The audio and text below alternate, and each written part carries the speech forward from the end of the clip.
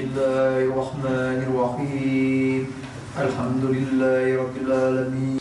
El Fatiha, un imam et une salle de prière, une image familière d'Algériens qui prient, si ce n'était qu'elle nous parvient d'à plus de 20 000 km d'Algérie. Eux, ce sont les descendants des déportés algériens en Nouvelle-Calédonie. Nos vieux quand même nous ont transmis quand même. Là, au cimetière, là, il y avait la salle de fête en bas, là, où on fait toutes les sadakas. Ça fait deux générations, on a toujours baigné dedans. Là, ben, moi, ça a été moi, mon frère, là, mes enfants. Mes enfants aussi, je les amène dès qu'il y a une coutume. Pour nous, c'est une coutume, nos coutumes, une tradition, on amène toujours. Pas que ça se perde. La sadaqa, c'est la fameuse zouarda chez nous qu'ils organisent ici, dans ce cimetière construit pour leurs aïeux, deuxième jusqu'à la quatrième génération d'enfants de déportés algériens, parmi lesquels Belkacem Bouchenef, grand-père de Abdelkader, envoyé au bagne à l'âge de 14 ans. Et moi, pour moi, je suis un vrai Algérien. On nous appelle les Arabes ici. Mon grand-père, Belkacem Ben Ahmed, lui, il a gardé les coutumes et les traditions. C'est-à-dire, il faisait 9 sadaka par an. Et mon grand-père aussi, il a, pas comme il y en a, il a donné tous des noms arabes à ses enfants. Il y en a qui ont donné des noms français, lui non. Ahmed, Zora, Zinem, Messad. Mon père, lui, parlait l'arabe couramment. Et moi, je me rappelle, tous les vieux qui venaient ici, ils venaient parler avec mon père, parce que mon père parlait couramment l'arabe. Et mon père, lui, il a été encore plus que mon grand-père.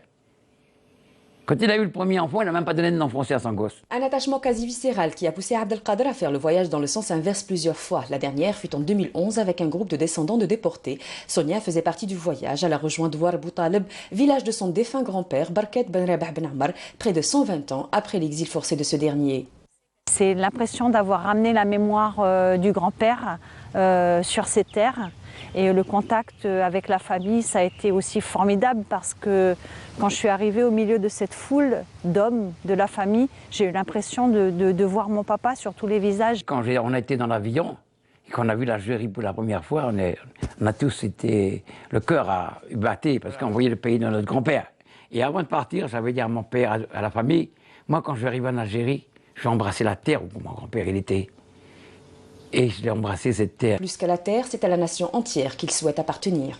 Moi, je voudrais qu'avant de mourir, qu'on ait un consul honoraire en Calédonie, que le drapeau algérien, en Calédonie, qu'on peut aller là-bas, se mettre dessous ce drapeau, avec fierté. Alors, Monsieur le Président, ce que je vous demanderais, ce serait de faciliter aux descendants d'Algériens qui le souhaitent, de pouvoir obtenir un passeport algérien pour pouvoir aller visiter leur famille et leur pays plus facilement. Je vous le dirai, Monsieur le Président, envoyez un émissaire en Calédonie. Envoyez un émissaire, parce que notre communauté, là, elle est en train de disparaître. Parce que là, ce qui fait tenir, c'est la langue. On ne parle plus l'arabe. Un souhait partagé par la majorité des descendants algériens sur l'île.